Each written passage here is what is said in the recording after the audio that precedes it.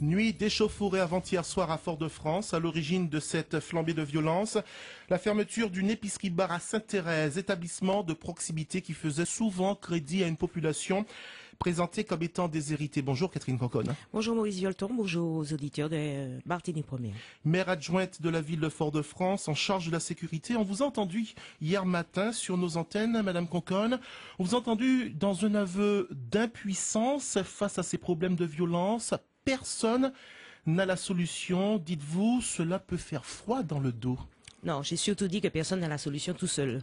Parce que j'entends beaucoup de personnes qui s'érigent en sociologues et qui, toute la journée, sur les radios, dans les émissions interactives, dans des textos, partout, disent il faut que les autorités fassent. Alors, j'aimerais bien qu'on me qualifie c'est qui l'autorité, mais la première autorité, c'est avant tout la famille, ce sont les parents. Il y a une autorité également à l'école qui doit jouer son rôle d'éducation. Et puis, il y a aussi tous les liens sociaux qui doivent être créés dans la société par tout le monde, les associations, le milieu sportif, etc. Et c'est tous ensemble qu'on aura une solution. Je n'ai pas avoué d'impuissance nous concernant, parce que concernant la municipalité de Fort-de-France avec notre maire, nous allons bien au-delà de nos missions. Vraiment bien au-delà de nos missions, mais je tiens surtout à lutter contre le Yaka Faucon qui est devenu une espèce de théorie de la gestion à la Martinique. Quand même, Catherine Conconne, vous faites partie d'une équipe en charge de la ville de Fort-de-France depuis le lendemain de la Seconde Guerre mondiale. Ça fait des années et des années qu'il y a une certaine philosophie, une façon d'être, une façon de faire à la tête de cette grande ville, autour de 100 000 habitants. Vous n'avez pas réussi à tisser ce fameux lien social avec tous les partenaires ? Bien sûr, on l'a tissé, puisque c'est tous les matins qu'on a eu droit à ce qui s'est passé à Sainte-Thérèse hier. C'est bien sûr qu'on l'a tissé lorsqu'Aimé Césaire met la culture au centre des quartiers. C'est bien sûr qu'on l'a tissé lorsque l'école vient au devant des enfants et que Fort-de-France a compté jusqu'à 64 écoles, a compté jusqu'à 13 crèches pour permettre ce lien social, à équiper des quartiers des pieds à la tête. Lundi soir. Mais ça a explosé lundi soir, mais ça aurait pu exploser tous les jours. Si tout c'est fusible. Et ça ne casse pas l'image de tout ce que vous avez fait auparavant? On a toujours tendance à s'intéresser aux trains qui arrivent en retard. Mais tous les jours, il y a des opérations extrêmement positives qui se passent. Lors du dernier conseil municipal, ça a dû être relayé en tout cas par vos antennes, nous avons félicité des jeunes apprentis venant de ces fameux quartiers populaires qui sont sortis de leur gestion, de la gestion de leur contrat d'apprentissage à Fort-de-France. Ils étaient près de 120 à être retenus par la ville de Fort-de-France. Là aussi, on n'a pas d'obligation de le faire, ça nous coûte très cher, mais nous jouerons notre rôle de lien social en permettant à toute une population qui est au bord de la route de pouvoir retrouver du sens. N'empêche, Catherine Conconne, qu'il y a eu les événements de lundi soir, il y a eu ceux de février 2009, et on se rappelle d'émeutes, d'échauffourées, appelons ça comme on veut, lors de plusieurs éditions du Carnaval. Il y a également ces incidents lors du conflit des banques.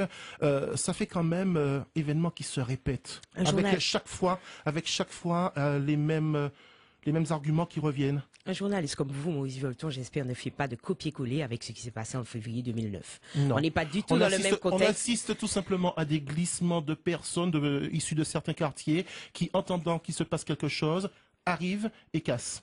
J'ai envie de dire que c'est la faute à qui ? Il y a tout un terreau favorable à la Martinique, de manière générale, parce qu'il faut savoir que ce genre de situation n'arrive pas qu'à Fort-de-France. Eh bien, vous savez que nous avons quand même une jeunesse qui est en grande difficulté. Cette difficulté ne s'appelle pas seulement chômage, ne s'appelle pas seulement inactivité. Elle s'appelle aussi rupture d'un certain nombre de valeurs, celles que j'ai décrites tout à l'heure.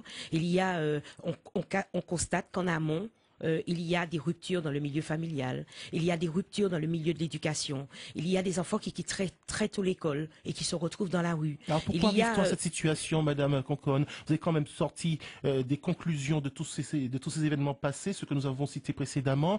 Vous avez quand même abouti à certaines solutions, les contrats de ville par exemple. Alors est-ce que c'est un constat d'échec ou bien un bilan de panier assez? Encore une fois, n'allons pas parler seulement des trains qui arrivent en retard. Tous les jours, à Fort-de-France, il y a des expériences extrêmement positives et extrêmement heureuses qui sont menées, avec des réussites magnifiques au bout, dont on ne parle pas beaucoup. Alors c'est vrai qu'en termes de visibilité, c'est plus parlant de parler d'un feu de poubelle, de casse à Sainte-Thérèse. Pourquoi vous évoquez-vous un véritable plan Marshall pour la Martinique? Parce qu'il faut toujours faire. faire tous les jours un peu plus. La société évolue très vite. Les moyens de communication, la télévision, Internet nous transportent à la vitesse de l'éclair dans d'autres mondes, dans d'autres cultures, dans d'autres milieux.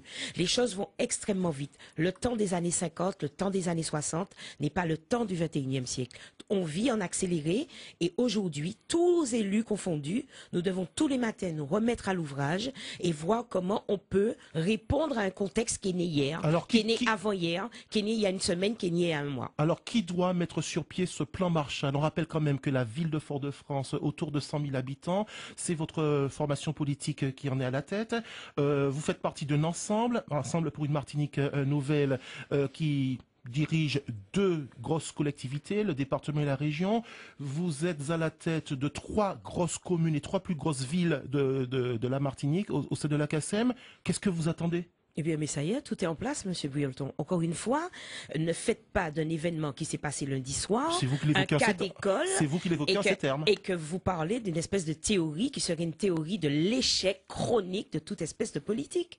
Tous les organismes, toutes les collectivités que vous venez de citer ont à leur actif des réussites flamboyantes et qui permettent tous les jours d'installer à la Martinique ces fameux fusibles sociaux, ces fameux relais sociaux qui empêchent que tous les matins, on ait à déplorer des événements comme ceux qui se sont passés lundi. Ce sont des contrats d'apprentissage qui sont multipliés par 2 ou 3 par le conseil régional. C'est une ligne budgétaire de 3 millions d'euros qui a été mise en place par la région, qui s'appelle le plan Ambition Jeune, dont les premières actions ont commencé. C'est du lien social que nous donnons à beaucoup d'associations et tout cela fonctionne. Parce que si ça fonctionnait pas, je peux vous dire que la Martinique serait autrement. Alors, il y a des moments où, contexte aidant, rivalité aidant entre autorités, cette fois policières, de l'État, etc. On connaît le discours des jeunes face à la police et face à l'autorité, et bien que ça dérape. Mais il faut savoir quand même que les efforts que nous menons dans les quartiers ont permis de contrôler la situation. Et lundi soir, on peut dire que les choses se sont quand même terminées de manière relativement heureuse. Vous avez parlé des associations, du rôle de celles-ci, notamment dans les quartiers, que ce soit des associations de prestations de services, des associations sportives. Par exemple, dans le cas de la ville de Fort-de-France, certaines associations tirent la langue. Dernière en date, le ballon de Sesto de Floréal, qui ne se retrouvait sans subvention. C'est une équipe de basketball. Ce sont des associations qui jouent un lien social très, très, très fort. Il y a de moins en moins d'argent. Comment évoquer le rôle des associations sans les aider financièrement? Avec le peu d'argent que nous avons, nous aidons les associations à tous les niveaux. Vraiment à tous les niveaux. Alors c'est vrai que lorsque les budgets se réduisent parce qu'on a eu une année difficile, faut pas oublier que les collectivités ont quand même subi les suites de 2009 avec une descente aux enfers en matière de recettes d'octroi de mer et que nous avons dû revoir un certain nombre d'attributions. C'est passé par la suppression de contrats de travail, c'est passé par la réduction de certains nombres d'éléments du train des collectivités, c'est passé également par la remise en cause de certains nombres de politiques. Nous faisons toujours avec le peu que nous avons et nous essayons de servir au mieux de manière la plus juste et la plus équitable possible tous nos partenaires associatifs.